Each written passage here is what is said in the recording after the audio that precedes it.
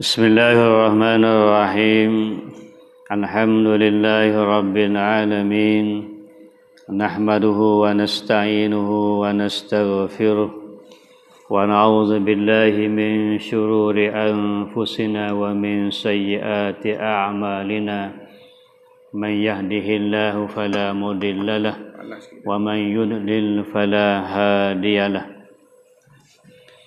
أشهد أن لا إله إلا الله وحده لا شريك له وأشهد أن سيدنا محمدا عبده ورسوله اللهم صل وسلم على سيدنا محمد طب القلوب ودوائها وعافية الأبدان وشفائها ونور الأبصار وضيائها وعلى آله وصحبه وسلم تسليما وسلم تسليما كثيرا برحمتك يا أرحم الراحمين اللهم افتح علينا فتوح العارفين الحمد لله. Marilah kita sama-sama memanjatkan kesyukuran kehadrat Allah Subhanahu wa taala pada pagi ini sekali lagi. Alhamdulillah pada bulan Muharram lagi ya. Nak habis dah. Boleh suruh nak habis dah. Tapi suruh boleh buat lagi, nak buat.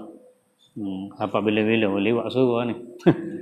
Alhamdulillah kita berada di awal tahun Hijriah 1442. Alhamdulillah kita sambung pelajaran kita daripada perkembangan ilmu aqaid. Ini dia lebih sikit kepada fakta lah. Sejarah dan sebagainya sikit ya. Sebut panjang-panjang tu juga sejarah fakta ni. Orang panggil boring. Budak-budak kata boring. Ni baru mukaddimah.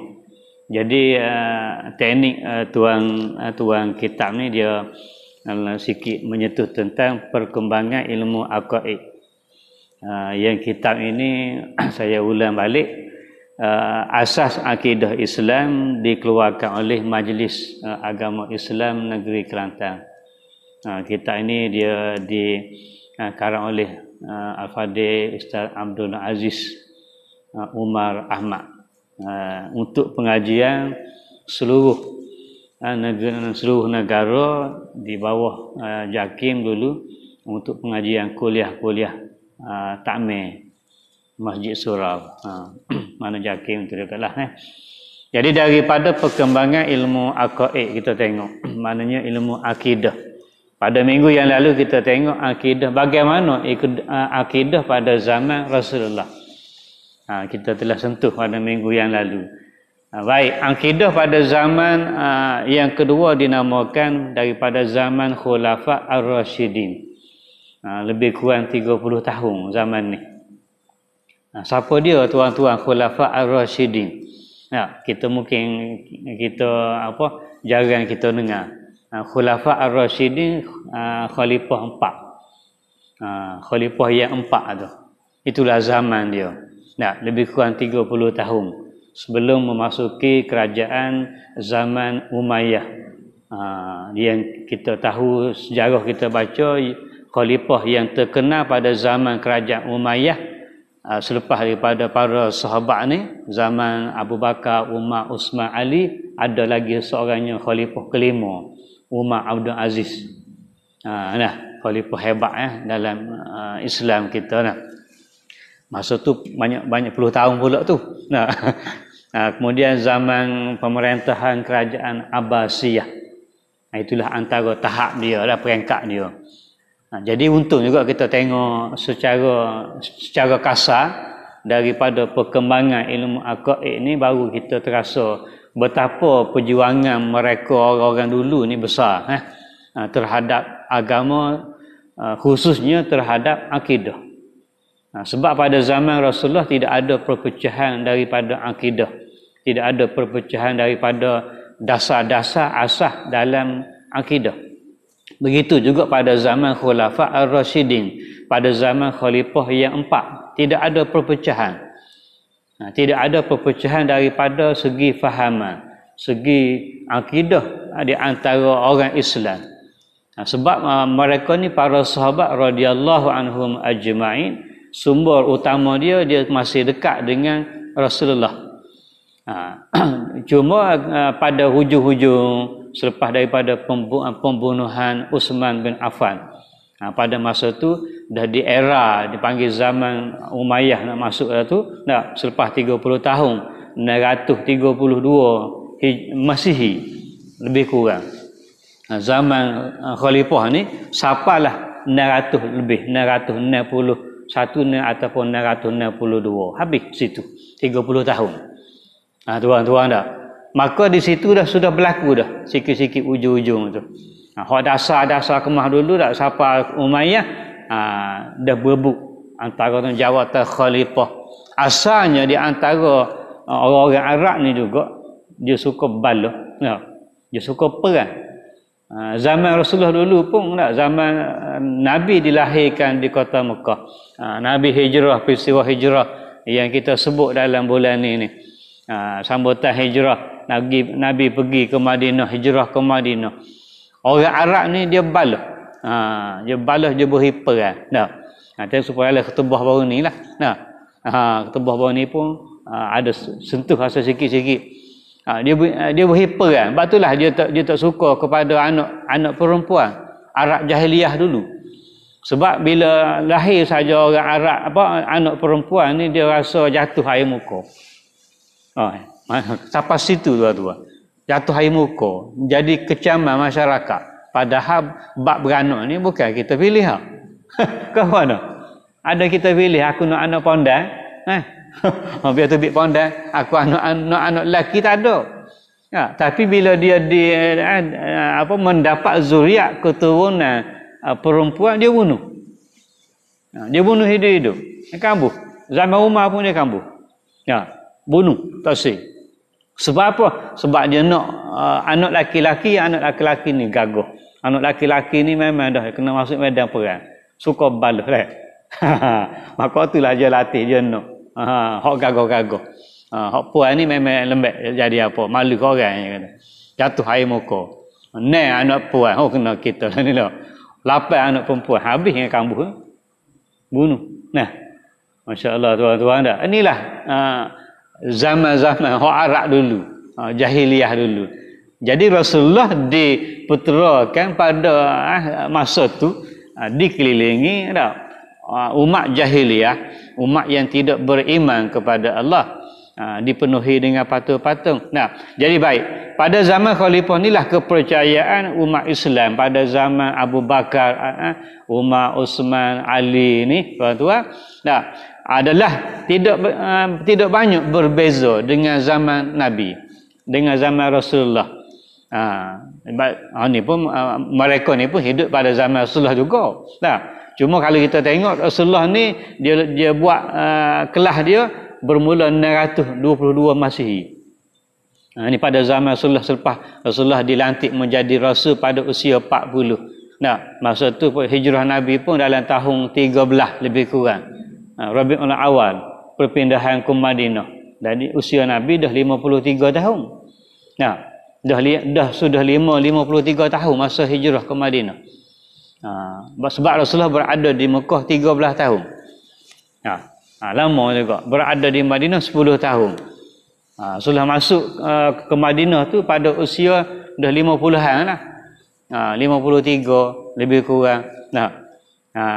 Sehinggalah bandar Madinah dimajukan, Madinah dimajukan oleh Rasulullah, berkembang ekonomi, politik, sosialnya, habis seluruh pelosok sampailah merata curug bumi Islam tu tersebar pantah sekali, cepatlah. Baik, kemudian bila mana cuma timbul sedikit perselisihan pada zaman Khulafa Ar-Rasyidin ni di sekitar hukum-hukum yang kecil. Dasar dia tak berpecah.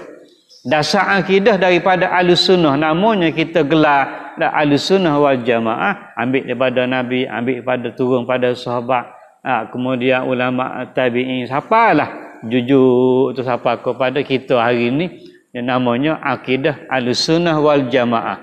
Maka zaman ni dia tak berubah. Hak dasar hukum kepercayaan kepada Allah, beriman kepada Allah, hak asas-asas yang besar dalam keimanan kita dalam agama tak berpecah. Cuma dia yang berpecah atas cawangan-cawangan yang kecil. Perpecahan kecil-kecil tak ada masalah. Para alim ulama pun dia berbincang, dia berbahas. Dan pada zaman Umayyah lepas itu pun benda-benda dah yang kecil-kecil dibincang, dibawa berunding. Lepas tu dia ada meja musyawarah. Pada zaman Nabi dia tubuhkan Baitul Mal. Pada zaman Umayyah, pada zaman Khalifah pun ada Baitul Mal. Sumber zakat, cukai, kharaj, ada belaka. Sumber-sumber itulah sampailah di Madinah ni dia berkembang. Sehingga kan memacu satu ekonomi yang hebat. Dia panggil memacu. Memacu ni maknanya berkembanglah. Dia panggil pacu. Bahasa buku sikit. Kalau pacu ni mana kata dia bergerak. Dia panggil macam kita kata ekonomi yang memacu tinggi, melonjak tinggi. Walau bagaimanapun di kalangan mereka ni yang tercetuh hukum-hukum yang kecil, yang cawangan dia panggil. Kalau tunjangnya macam tiang sebatas pokok, kemudian cabang-cabang hak kecil-kecil, ranting-ranting itu, mereka kembali kepada kitabullah wa sunnati Rasulillah. Hak benda-benda tu bila ada timbul masalah, terus dia rujuk kepada Al-Quran. Terus dia rujuk kepada hadis Rasulullah, sunnah Rasulullah. Walaupun Rasulullah tak ada, situ dah sumber rujukan utama. Inilah sampai hari inilah kita Al-Quran sumber utama. Kemudian Al-Hadis. Kemudian ada lagi ijma' ulama, ada lagi qiyas. Banyak lagi dalam bidang ilmu usul fiqh. Banyak lagi. Berjela lagi bawah tu. Itu yang 4 sumber utama ni tuan-tuan. Quran, hadis, ijma', qiyas. Tu hak yang sumber-sumber hak besar duduk atas ni. Jadi mereka ni dia balik situ tuan-tuan. Oleh kerana itulah seperti mana saya sentuh pada minggu yang lalu pembahagian iman. Ada 5 saya sebut hari tu. Ada kita dah baca dah 2, iman taklid dan yang kedua iman ilmu. Iman taklid, iman ilmu. Tu dah. Iman ilmu kita back balik. Undur balik sikit. Dia kata sudah berasas kepada ilmu tauhid. Pegangan mereka ni sudah ada asas ilmu tauhid. Tapi hak yang tinggi lagi, dibilang nombor 1, nombor 2 tu dia bilang hak rendah dulu. Ni sebuah bilangan, dia bilang hak rendah dulu. Bukan nombor 1 tu hak yang tinggi. Nombor 1 iman taklid, hak rendah sekali. Nombor hak paling rendah sekali. Cuma dia boleh nombor 1. Pelik kau dah. Patut kita main sukan orang boleh hadiah naik pentas ni, duduk atas kuda dia tu. Tempat nombor 1 tapi batulah orang bagi hadiah panggil nombor 3 dulu. Tapi semua saya ingat lama dulu. Zaman saya kecil-kecil lah dulu kira. Dia panggil orang pertama dulu. Pertama, kedua, ketiga dah. Lama tu jadi pusing, jadi macam terbalik. Dia panggil orang dah dulu. Tempat ketiga. Johan tilawah dia panggil nombor 3. Abali, biarlah nombor 3 boleh. Ada ego. Abali. Tu wilayah kita kemudian tempat kedua. Cikgu Zamri. Tempat pertama barulah tuan imam kita, Haji Ya. Haji Kuya. Dia panggil hak tu. Jadi hak ni taklid ni hak paling dah. Hak rendah kita baca dah minggu lepas. Sebab ni memang pak turut sengerti. Tok guru dia jatuh, tok guru dia sesat, dia jadi sesat, memang dia taklid. Antaranya taklid buta. Dalam ilmu akidah dia bincang, dia bahas tentang taklid ni. Sebab tu ulama dia bahas taklid tu, sebahagian ulama berpendapat diterima iman dia sah. Pendapat yang mengatakan juga ada taklid ni batal, tak sah. Itu dibahas oleh alim ulama. Jadi kita kena lari daripada iman taklid. Sebab di antara ulama ni dia berbincang, dia berbahas, tak? Pendapat dia masing-masing, pendapat hujah-hujah dia, ni kata sah, ni kata kafir lagi. Tak sah. Masya-Allah tuan-tuan. Berat tu. Nah. Tu pertama sekali taklid buta. Taklid buta tu lah. Baru kita dengar dulu ada jahil, tak? Jahil teropong. Tak? Jahil murakab, jahil teropong dia panggil zaman gitu. Jahil teropong ni macam dia jahil, memang jahil serati. Tak? Tidak ada asas ilmu sikit kabut. Kemudian baik kita tengok yang ketiga. Mana? Dia panggil iman a'yan. Iman ini dia berada di mana tuan-tuan? Dia bertempat di hati, dia meresap ke dalam jiwa kita. Dia meresap dalam jiwa kita sehingga melahirkan. Orang ni orang yang sentiasa dia mengingati Allah. Seperti dia buat ibadat dia khusyuk. Ni dia duduk tahap tinggi tu, iman a'yan. Namanya. Ibadat dia sedar, ibadat dia khusyuk. Kita ke situ agak-agak. Kita ke duduk situ agak-agak. Tinggi dia juga ni. Nah, lagu mana pula? Dia sentiasa dekat dengan Allah. Kalangan ni siapa dia? Antaranya digelar orang golongan abrar. Golongan abrar, golongan muflihun. Muflihun. Golongan mana? Golongan faizun kita biasa dengar. Nah, ulaika humul faizun. Mereka itulah orang-orang yang menang, orang-orang yang berjaya. Allah Taala sebut dalam Quran ni. Faizun, muflihun, khashi'un. Ni golongan iman a'yan. Tinggi ni tuan-tuan. Nama kita golongan tu dah disebut dalam Quran. Tarah mereka dah. Lagi nama dia, kalangan nama ni dia panggil Ashabul Yamin. Juga digelar Ashabul Yamin. Siapa tu? Ashabul Yamin yang akan menerima surat amalan dia dengan tangan kanan. Dah kita nak ni dah apa dah nombor 3.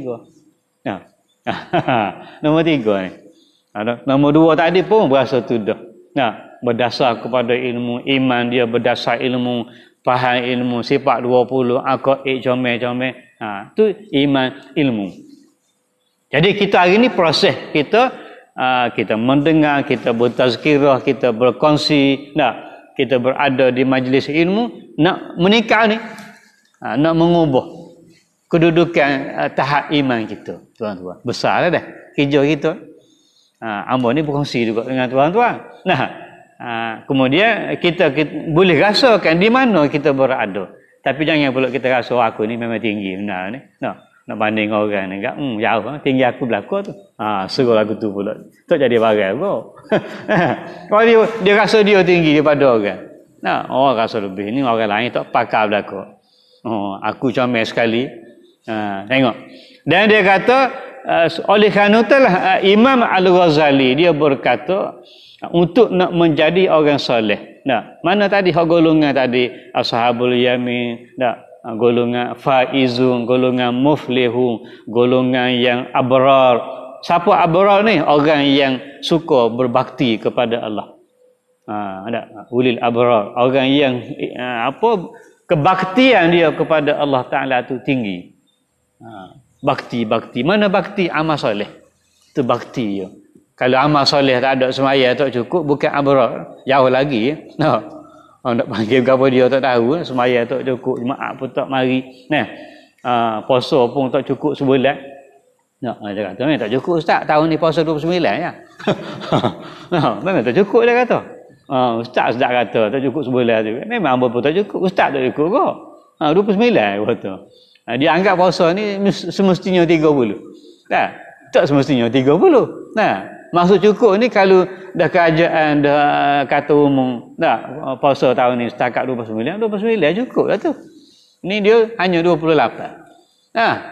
Tu maksud tak cukup. Biar cukup 29, biar cukup ataupun 30. Jangan 31. Lebih ada orang pula. Lebih lagi dia puasa dekat raya hingga lagi masuk alik Thailand pula. Alik Thailand raya dia. Alik Thailand raya je beraya awal. Esok mari ke Malaysia pula beraya pula sekali lagi. Bak raya kat Allah tinggi semua. Dan Imam Ghazali berkata untuk nak menaiki taraf ataupun tahap orang soleh ni, kata Imam Ghazali, dia kata ibadat orang soleh ni sekurang-kurang 18 jam. Masya-Allah tuan-tuan. Paling kurang tahap dia, kata Imam Ghazali, orang soleh ni ibadat dia 18 jam tuan-tuan. Subhanallah, tabarakallah. 18 jam Allah. Acu kita, duduk kedudukan kita ni, acu kita kira dengan waktu semaya 5 waktu, ambil 10 minit, 10 minit, 10 minit. Ataupun kita ambil lagi lah, kita turun rumah ni ibadat dah. Berjalan ke masjid, berada di masjid, semaya sunat, iktikaf, mari lah. Ambil lah, kita kata setengah jam. Setengah jam setiap waktu. Tu kalau mari semua 5 waktu. Kalau mari semua 5 waktu, ambil setengah jam. Baru 2 jam setengah. Baru 2 jam setengah. Dah kalau jemaah mari lewat, mari sepuk pukul 1 dekat bila nak ban dah. Lepas tu imam salam, lepas lalu dah. Nak boleh setengah jam pun payah. Hari jemaah kita boleh panjang sikit mungkin. Bolehlah letak sejam. Kita mari 12.30. Habis jemaah begini 1.30 lebih. Sejam lebih dari situ. Waktu lain setengah jam, 20 minit, 15 minit tuan-tuan. Barulah habis pula ibadat lain. Ibadat kita ni campur dengan ibadat lain dah, ibadat yang umum dah. Kerja kita, ekonomi kita, muamalat kita, luar keluarganya, semuanya ibadat. Tapi nak royak ibadat mereka ni, orang soleh ni 18 jam tu baru ibadat tu.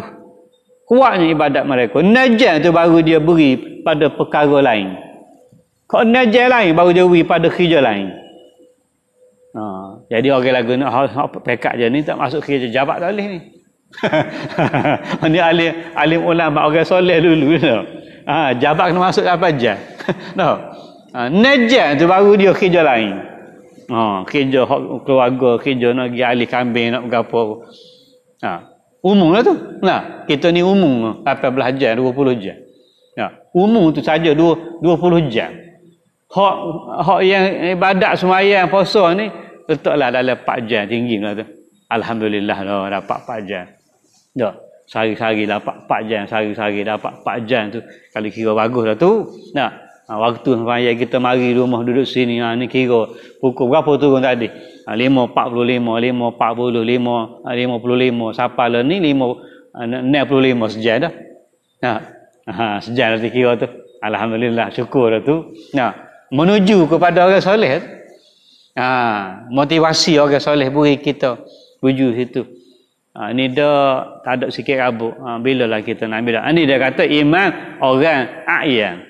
Tinggi tuan-tuan. Kita ambil lagi kemudian sebelum kita pergi pada iman yang paling tinggi. Yang keempat dia panggil iman hak.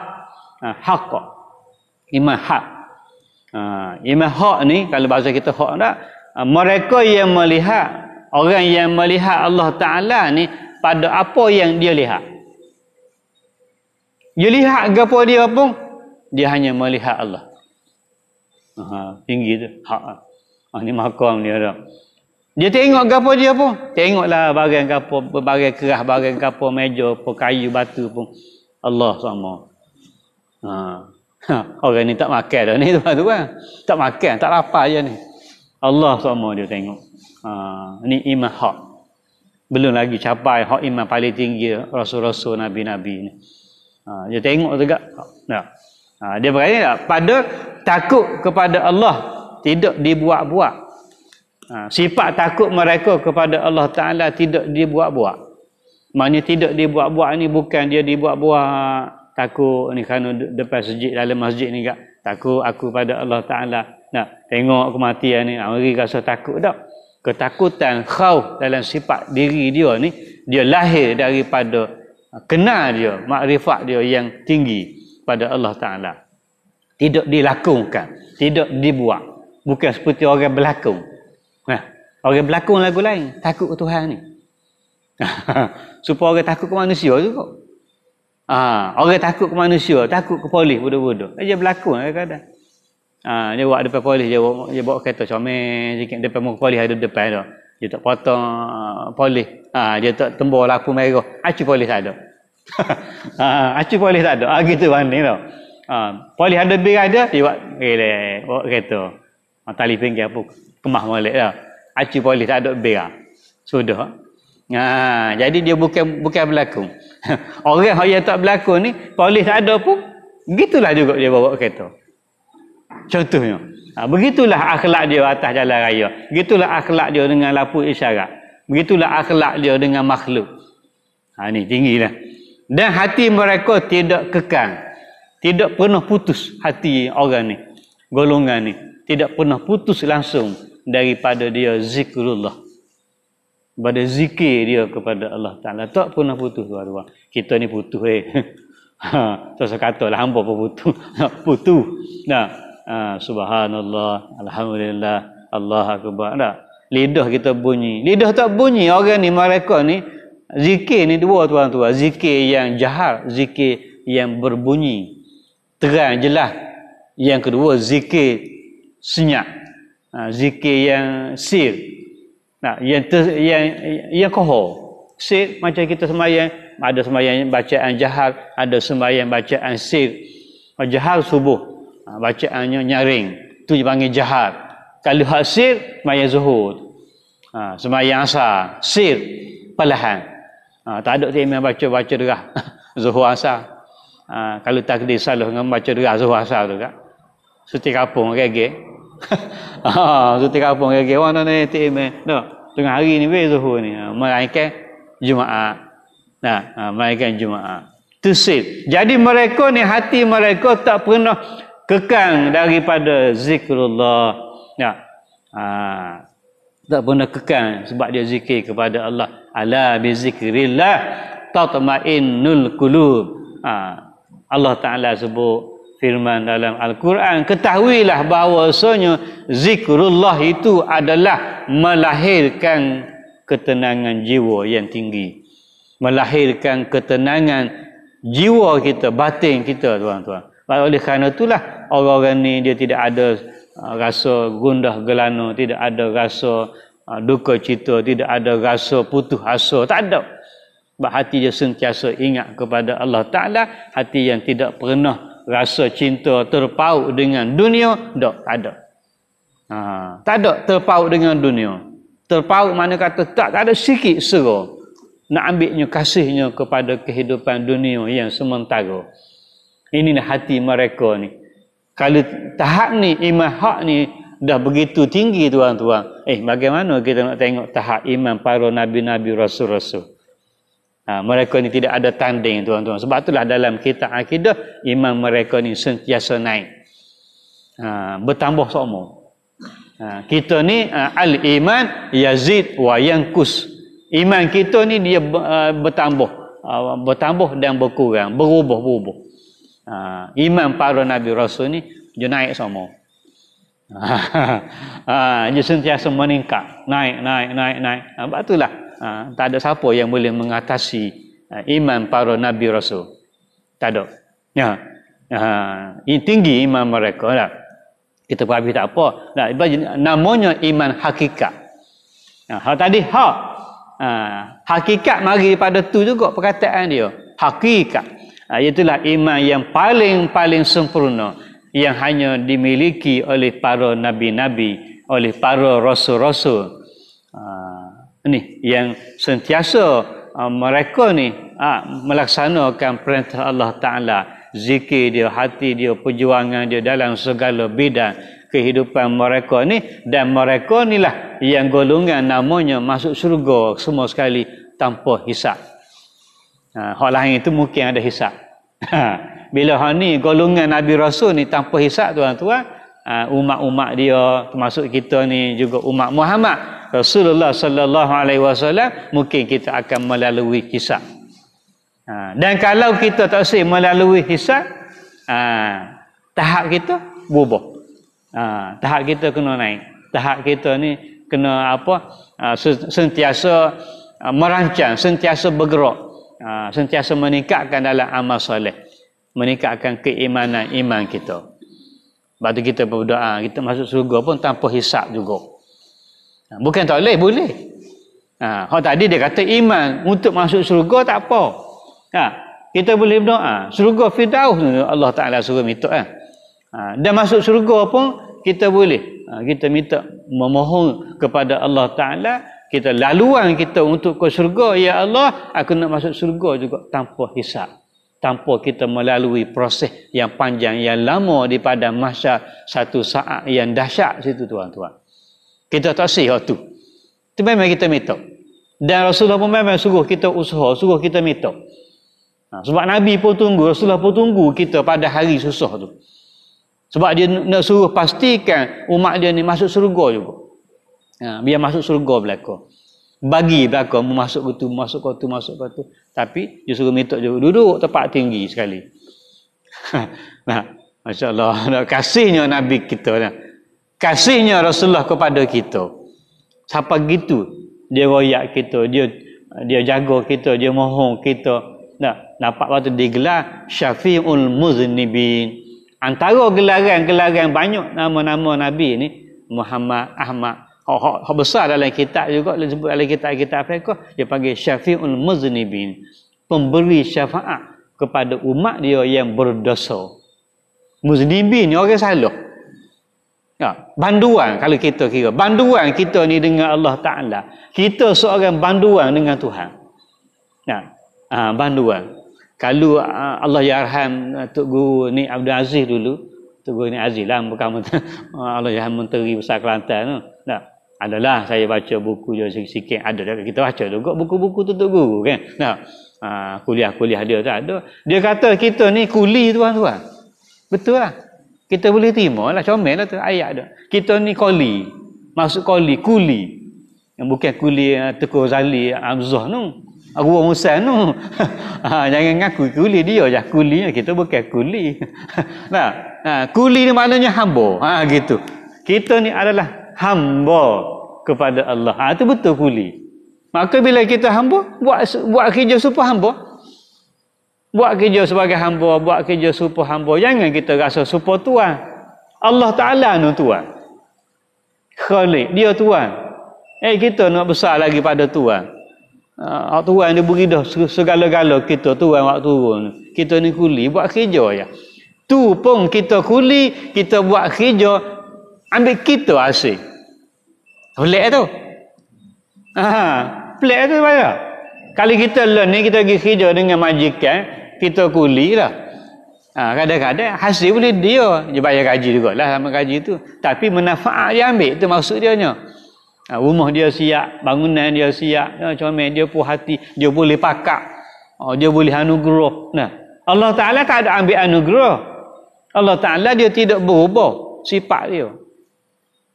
Hamba dia patuh ke, hamba dia taat ke, hamba dia maksiat ke, Allah Ta'ala begitulah. Yang kurangnya kita. Bila kita tidak ada taat, kitalah yang jatuh, kitalah yang iman yang jadi jatuh. Bila kita asi, jatuh. Itu dia balik manfaat kepada kita belaka. Jadi ni dia masuk surga tanpa hisab, maka Nabi beri syafaat kepada kita, syafi'. Al-muznibin, kita ni yang berdosa, ya Allah, siapa kita yang berdosa pun Nabi tunggu lagi. Umat dia yang berdosa Nabi tunggu lagi. Kalau kita kata gak malah lebasa dah aku. Letih dah aku cari atas muka bumi dulu, Rasulullah kata. Letih dah. Sebarnya, royaknya. Hari ni nak nyusah lagi. Aku nak rehat dah hari ni.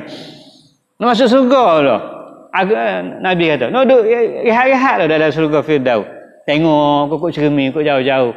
Padahal dulu aku degil sangat. Royak aku mak, royak ni kasi nak ngendah sikit kabut. Bukan gitu kaedah dia. Rasul ni Rasulullah, bukan gitu.